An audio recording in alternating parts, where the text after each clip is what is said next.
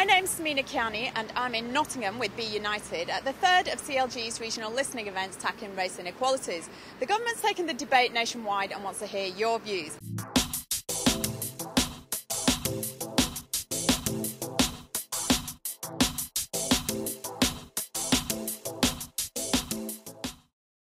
Hi Karen, Hi. I'm Samina Kiani. I represent Be United. Right. We've been travelling all over the country. Well, we will be doing. We've travelled a bit. We've been to Manchester, Cambridge, and we're in Nottingham today to talk about race inequalities.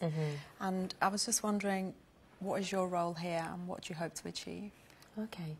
Well, the 1990 Trust were one of the strategic partners for the communities and local government over the last 3 years, so we had some funding from them.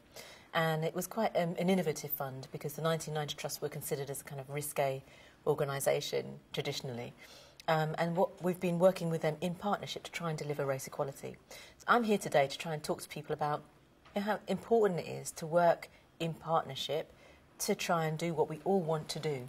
Because when we're fighting against each other, we're not getting anywhere. It's better to pool that effort. So I'm just talking to people today about what we've achieved in the last 3 years and what we want to go on to do, and to encourage people to apply for some money to do that work as well. And this is a different way of doing things. Yes. It's like a listening event. Yes. How important do you think that is? Well, it's a bit of breath of fresh air, isn't it? Because normally things are very top-down. So the government decides on a fund of money. It says, this is what you've got to do. Here it is. Go and do it. This time round, it's the department, the CLG department, is listening to what people have to say all over the UK about what would be the best approach to race equality, and that building that into their criteria for funding. Great. And how do you think, you know, we can enable political will in the communities, especially amongst the youth, so people not only feel a responsibility to themselves, but to their local communities as well? Yeah. You've got, first and foremost, economics, which is the project that the 1990 Trust worked on, has been very successful in getting young people involved. Why? Because it connected with them. We talked about money, and all young people are interested in money and how to create wealth, and that really connected. But for these kind of things, to get young people involved in the political enfranchisement, you've got to have something that interests them. They've got to feel that they're not always the problems, which is very often the media depiction of young people, especially young black people. And we need to make sure that we've got a very positive view of what young people can do. So. And actually, just going back to what you just said about media portrayal, how do we counteract something like that then? Because the work you're doing, it seems to be in contrast with some of the images we're seeing, you know. So definitely it is. I mean, we're just astounded at what some of the newspapers, not all of them, can get away with, and some of the radio media as well, television. I think the way we do that is to make sure we haven't got the resources of the big companies and the big newspapers. So it's all of us together. If we all started talking, just say, for example, everyone in the UK, or even half of the people in the UK, just wrote one line and said, I'm sorry, that's not true to life, the newspapers will soon change. The only reason that they carry on is because it sells. But if they know it's not going to sell, then... So we've got a campaign to run there, and we can use whatever media we've got, websites, other means, you know, newsletters, email groups, to get out a different message. And once people start talking about it more, about what's a different image, that's important. So part of the work we're doing is to say what the positives are. Yeah.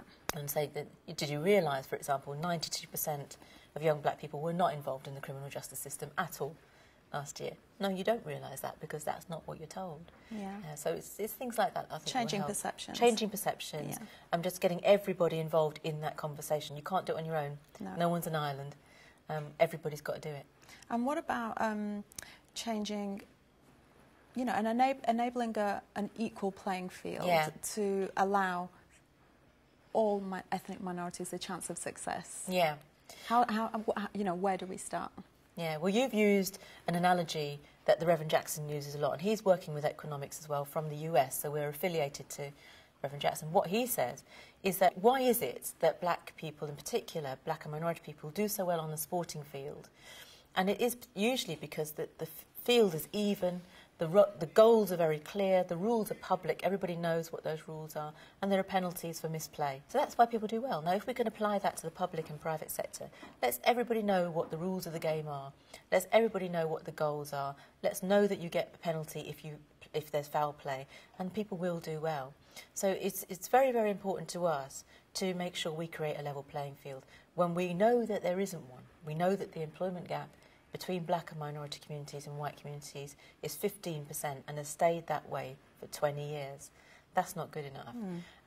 When we know that poverty levels are so high in black and minority communities, 72% of Bangladeshi children living in poverty compared to 25% of white children.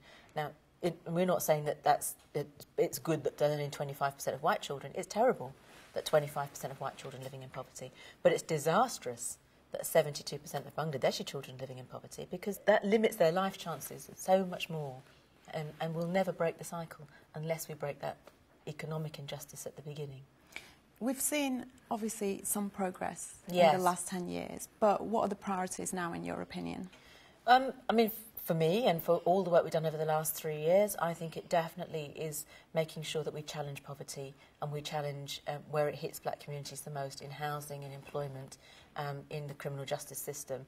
Those are the areas where we see the correlation between poverty and the lack of access to good facilities, good education, good housing, which then has an impact on race relations. So our view is that we don't really want very much talk about integration at all, because you can't have integration until you've got economic mobility and economic integration. So it's all very well going out to communities and say, get on together and mix up and have some good cohesion. What does it mean? Unless you're able to do it with some money. Yeah. How sort of hopeful do you feel, especially because this is a new way of doing things? How hopeful do you feel about? Well, I mean, I'm an optimist, and I guess if I wasn't, I'd have been long gone. I've been doing this kind of work for maybe 25, 30 years, and I do see some progress. It's too slow, though. Yeah. So I think it will happen, because I can hear lots of people now talking about class, poverty, economic justice. We are beginning to have an impact. Our database is big. We've got 5,000 people on the database. We have people in civil service with politicians, and they're now using the language of economics. So we've been all over the country on a shoestring budget, really, and you don't need a lot of money. One of the biggest ways to influence people is conversation and getting people to talk about things. If everybody in the country just started saying, every time somebody said to you, well, people need to integrate more, if you said, hey, they're not going to do that unless they've got economic mobility, it will soon start to, and that's the message we're taking out. Just talk. And you were saying you feel, although, of course, change will come. Yeah. That's what time does. Yeah. But it's slow change. Too slow. What do you think a catalyst could be to, to get a more effective, quicker change? Well, our view is that it's got to be community. It's got to be constituency. It's got to be people, because that, like I was talking about the newspapers, if they don't sell, they don't produce that story. If more and more people started to say, we want change now, and we're not accepting that it's going to take 30 years to get changed, for me it'd be my grandchildren, not acceptable. I want it for my children and for me now. If more and more people say that, that is the biggest factor that will change things. We can't wait for some lovely beneficent politician. That's not going to happen. How do we, though, just on the back of that, improve communication between the top level, government, and your local your grassroots, how do you reduce that, the gap? Well, I mean, I think the Community Local Government Department are doing a good job of doing these listening tours, for example. And the more that organisations like ours, the non-government organisations, say, what's important is that you don't just ignore them, you go and talk to them. It is easy. Pick up the phone, here's the phone numbers, direct contact. There's nothing that substitutes for direct contact. I think people sometimes get a bit scared that they can't contact the department. It's sometimes just 2 phone calls away to get hold of the right person you want. That's what we're encouraging people to do. That people are not ogres. And most of the time we find that politicians, senior civil servants, if we invite them to things, they'll come.